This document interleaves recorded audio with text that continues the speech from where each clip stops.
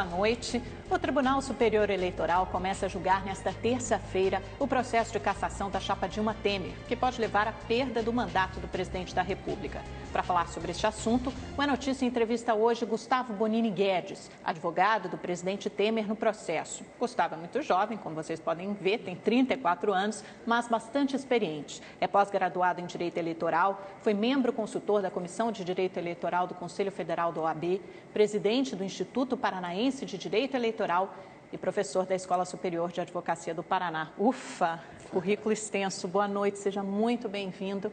Obrigada por nos atender, por vir a São Paulo, especialmente para essa entrevista, Gustavo. Imagina, um prazer falar com vocês, especialmente com você. Estou à disposição para o nosso bate-papo. Imagino que tenham sido dias cheios, uma agenda lotada, né?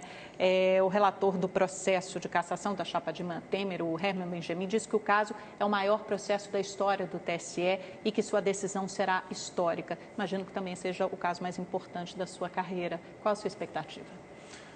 A expectativa é boa, acho que a gente trabalhou bastante. Eu acompanho esse processo desde o início, quando fui contratado pelo presidente.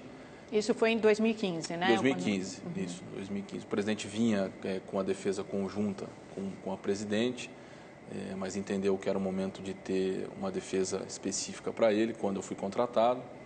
É o processo mais importante do TSE, portanto, qualquer um que esteja envolvido nele, juiz, promotor, ministro, nós advogados, é o processo mais importante. O que é importante para o Brasil? Quando você fala, o senhor então concorda com o ministro Herman Benjamin, que diz que é o processo mais importante da história do TSE, e por que para o Brasil? Brasil porque a gente vem passando por uma depuração do sistema político nos últimos anos, especialmente a partir da Operação Lava Jato. Isso tem refletido um pouco nessa ação eleitoral, muito agora no final por conta dessa intersecção entre a Odebrecht, que fala na Lava Jato e fala aqui também no nosso processo. Então, eu acho que é importante na medida em que ele passa um pouco o sistema eleitoral a limpo, as formas de financiamento de campanha, se questiona alguns gastos. Então, é importante, algumas decisões tomadas nesse processo, sem dúvida nenhuma, terão reflexo direto na orientação das próximas eleições. Gustavo, vamos falar um pouquinho sobre o rito desse julgamento e depois a gente entra na defesa propriamente dita e nas teses da defesa, nos seus principais argumentos. O julgamento vai começar, então, a gente está gravando esse programa na sexta-feira, mas começa na terça, vai ao ar na madrugada, de segunda para terça, então amanhã de manhã você vai estar lá no TSE fazendo a sua sustentação oral. Há um pedido preliminar da defesa da presidente Dilma Rousseff, do advogado Flávio Caetano, pedindo 5 dias para as argumentações, para as alegações finais, né? O ministro Herman Benjamin deu apenas 2 dias, 48 horas. Então, é possível que o julgamento já pare aí se os outros ministros concordarem em dar mais tempo para a defesa. E também há a expectativa de um pedido de vista. O ministro Napoleão Nunes já se pronunciou, sinalizou nesse sentido que pediria vista. Você acha que o julgamento já para na semana que vem? Quer dizer, comece e para? Veja, eu acho que tem essa possibilidade. Julgamento a gente sabe quando e como começa, mas não sabe quando e como termina. Então, qualquer coisa que se diga são previsões e também ilações. O que eu acho é possível que haja, sim. Esse processo foi pautado de modo muito rápido. O ministro Herman, que é um ministro muito competente, muito dedicado, acompanhou esse processo de perto, foi às audiências pelo país todo que nós realizamos. Como vai dar aí 10 dias entre o relatório, o pedido de pauta e a inclusão desse processo para julgamento, ainda mais num relatório de quase 1.100 páginas, então, sem dúvida nenhuma, isso pode estimular pedido de vista, porque os ministros, sem dúvida nenhuma, não terão tempo de se aprofundar na análise do processo. Inclusive, há 2 ministros prestes a deixar o tribunal, a ministra Luciana Lócio e também o Henrique Neves. Haverá tempo hábil para eles voltarem? Porque o Henrique Neves já deixa agora na metade de abril e a Luciana Lócio em maio. Veja, o ministro Marco convocou sessões extraordinárias, 2, para que pudesse avançar a semana toda para julgar esse processo. Vai ter de terça a sexta, né? De terça a quinta, para ser mais exato, isso.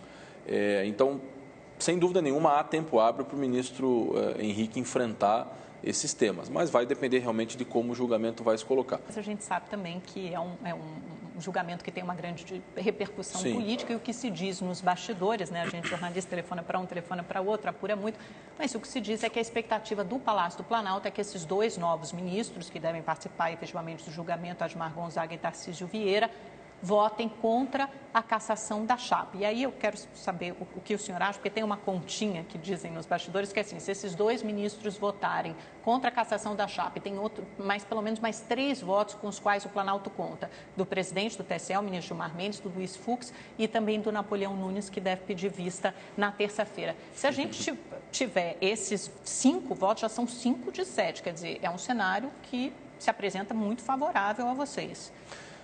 Como eu falei, é difícil você antecipar isso. Eu respeito muito os ministros do TSE, os ministros e as ministras, sem dúvida, são todas mulheres e homens públicos com muita responsabilidade.